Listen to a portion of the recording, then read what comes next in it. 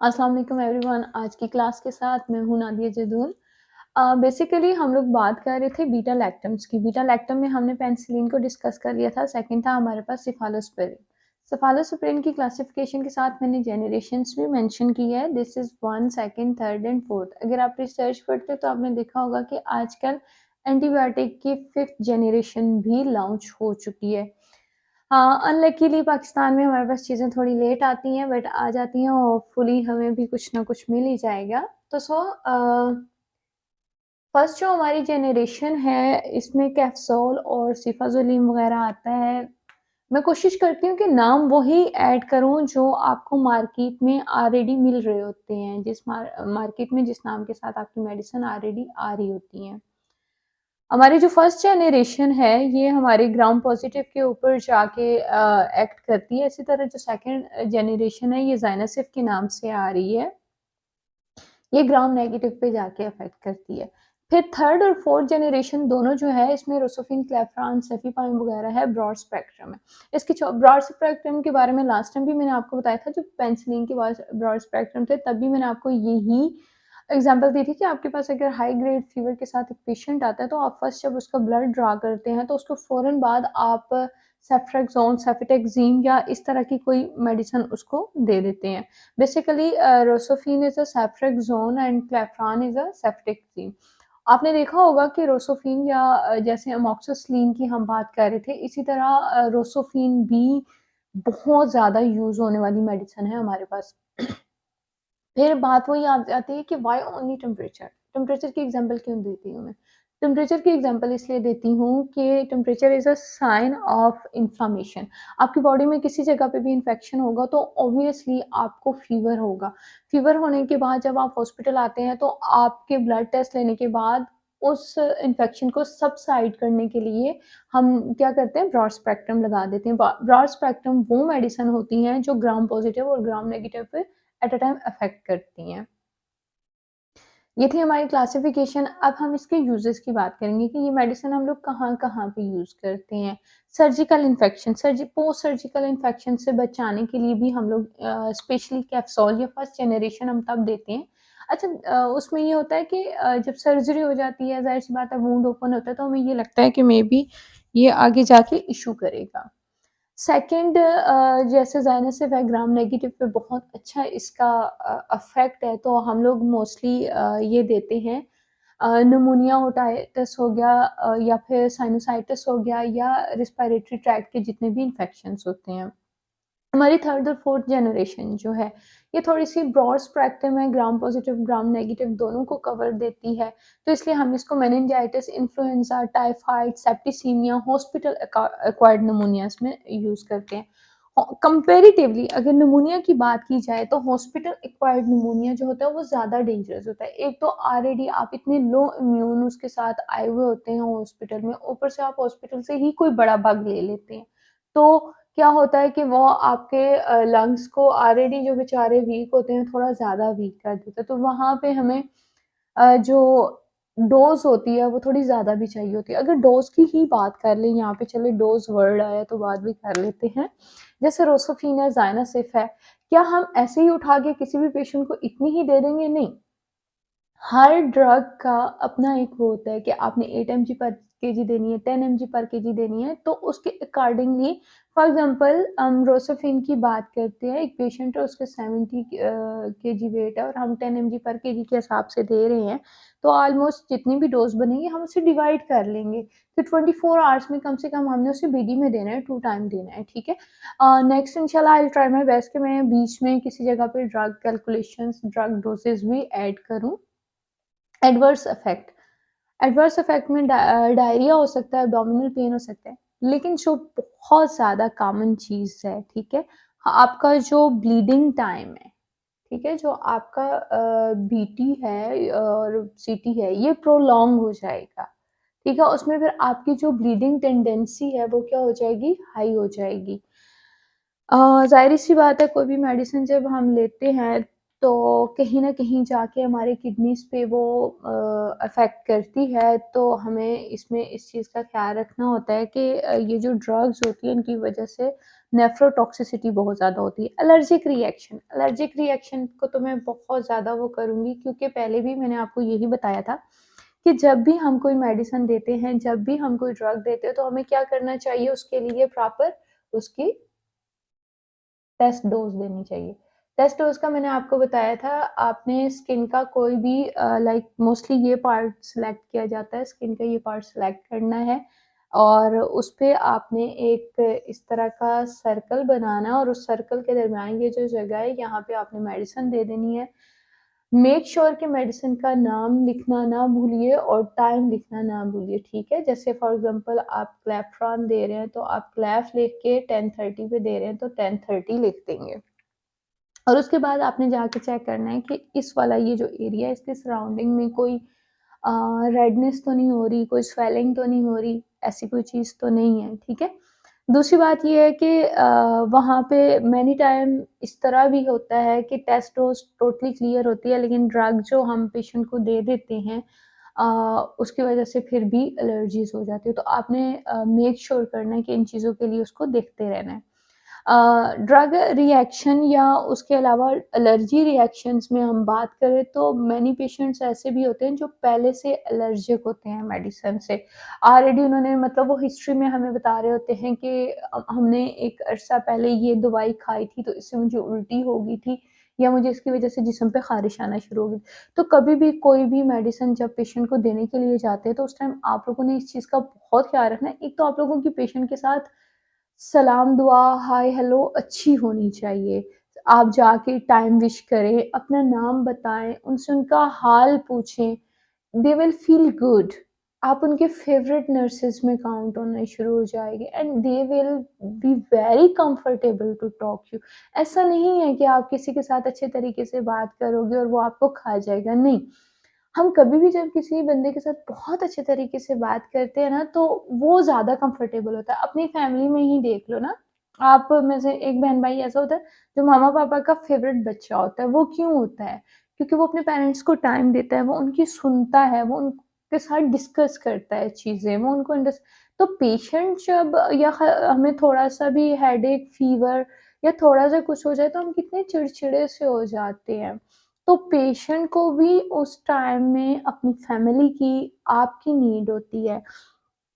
मैं हमेशा से कहती हूँ कि बीइंग अ नर्स आप सिर्फ़ एक रिपोर्ट नहीं हैं, आपके अंदर इमोशंस हैं, फीलिंग्स हैं, so go ahead express your feelings.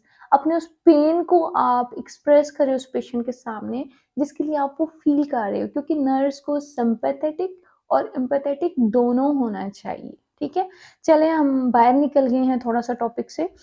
Next हम बात करते हैं कार्बापेनम की। क्योंकि हम जब बात कर रहे थे सेल वॉल सिंथेसिस की और उसमें स्पेशली बीटा-लैक्टम की, तो हमारे पास कार्बापेनम वाज़ थर्ड चॉइस। तो एमीपेनम या मेरोनिम के नाम से आपके पास ये ड्रग आती है। मोस्टली हॉस्पिटल एक्वायर्ड में ही यूज़ होती है, कैंसर या एड्स की उसमें यूज़ होती है। It is also called like broad spectrum भी कह सकते हैं इसको।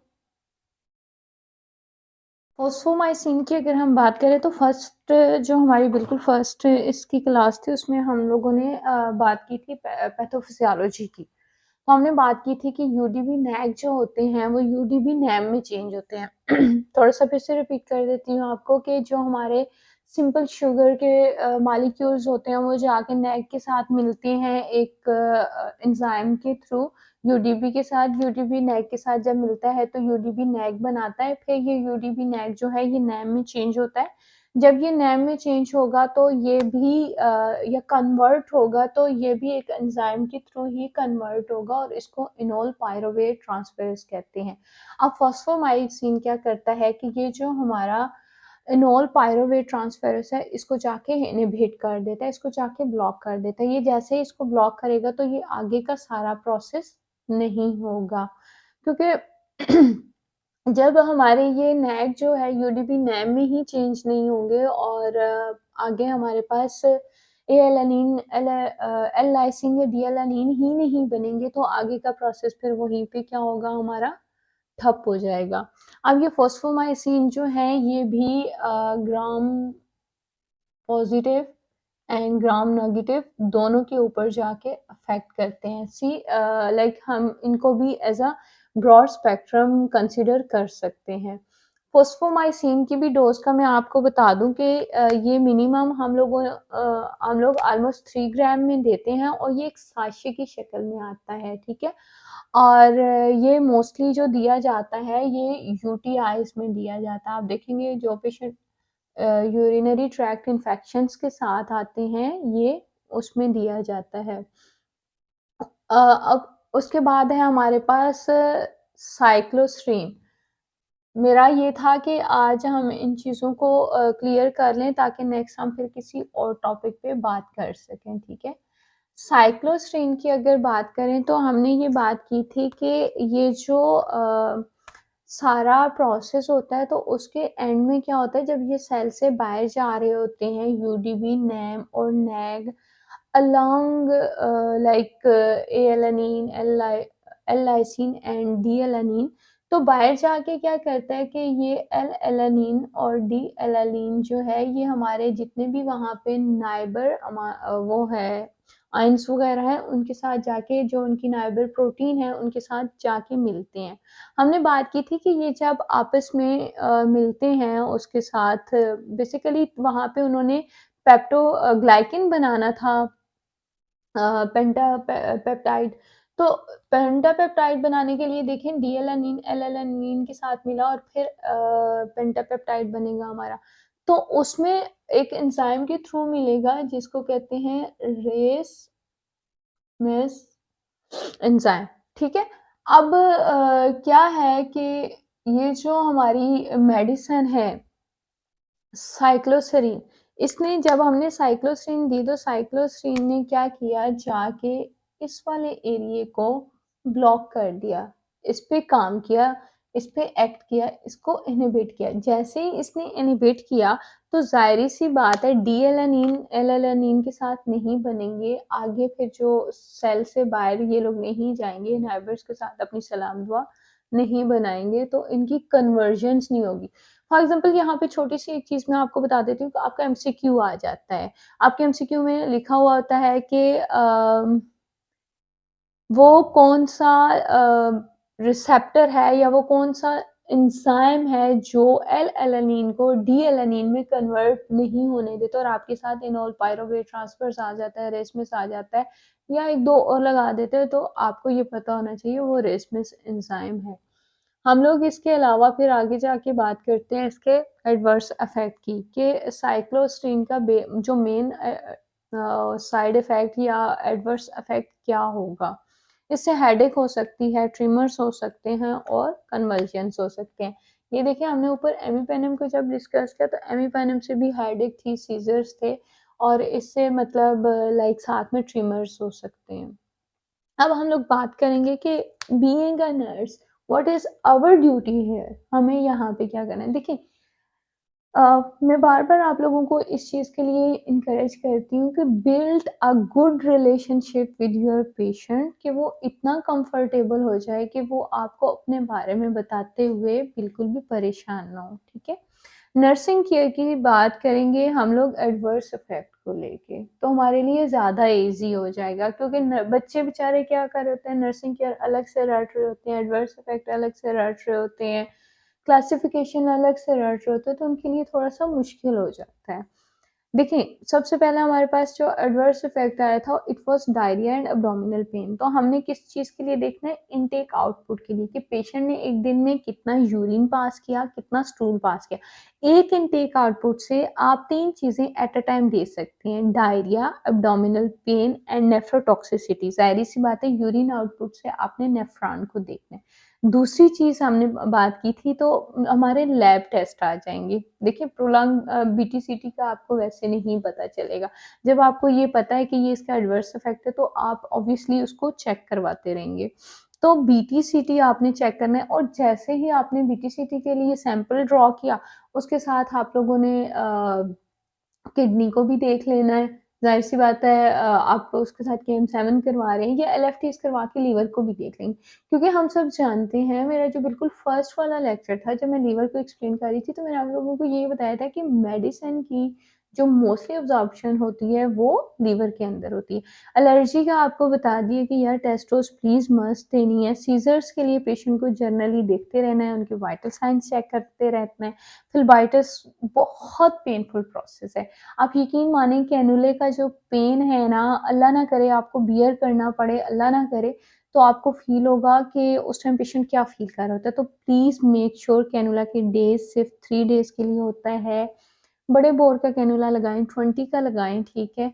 जब एंटीबायोटिक दे रहे हैं और डेली उसकी ड्रेसिंग चेंज करें, उसकी सराउंडिंग को डेली असेस करें, तो ताकि पेशेंट को पेन ना हो, पेशेंट हमारी वजह से सफ़र ना करे। हेडेक ऑब्वियसली वो पेशेंट आपको खुद ही बताएगा कि और मैनी टाइम अच्छा कुछ लोगों में ना इतनी बर्दाश्त होती है, वो बेचारे बर्दाश्त कर देते हैं। तो आपने पेशेंट को इतना कंफर्टेबल रखना है कि वो आपके साथ डिस्कस कर ले। हेडेक का आप लोगों ने मुझे बताना है कि आप इसको कैसे मेज़र करोगे कि पेशेंट को कितना पेन है, ठीक है? जीआई इरिटेशन वो फिर ऊपर हमने बात कर ली थी इनटेक आउटपुट की। यूटीआई, यूटीआई के लिए हम पेशेंट को क्या कहेंगे या अपने लोगों को, अपनी फैमिली को या अपने से रिलेटेड लोगों को आप क्या मैसेज देना चाहते हैं? I think it will be the most important message of the day कि अपने सराउंडिंग में, अपने घरों के वॉशरूम्स को प्लीज़ क्लीन रखिए और कोशिश कीजिए कि क्लीन वॉशरूम्स को ही यूज़ रखें। आपकी पर्सनल हाइजीन, आपकी होम हाइजीन ये बहुत ज़्यादा मैटर करती है। ना आज हमने ऑलमोस्ट सेल सिंथेसिस को कवर कर लिया है। इंशाल्लाह नेक्स्ट किसी अच्छे से टॉपिक के साथ हम लोग मिलेंगे, तब तक के लिए इजाज़त दीजिए। लाइक कीजिएगा, शेयर कीजिएगा और प्लीज़ बताइएगा कि आपको हमारी वीडियोस कैसी लगती हैं। इसमें फिर भी कोई भी सजेशन है because I am taking it as a adult learning, तो अडल्ट लर्निंग में ये नहीं होता कि जो सिखा रहा है उसी को सब कुछ आता है। अडल्ट लर्निंग में वो होता है कि मैं आपको सिखाऊँगी, आपने अपने कमेंट से मुझे सिखाना है। तो आप लोगों को कुछ भी ऐसा लगता है कि यार ये गलत है, यहाँ पे ऐसा चेंज आना चाहिए था, तो you are free to talk us, आप अपने कमेंट्स में बता सकते हैं। अभी तक के लिए इतना ही था, इजाज़त दीजिए। अल्लाह हाफ़िज़, अपना ख़्याल रखिएगा।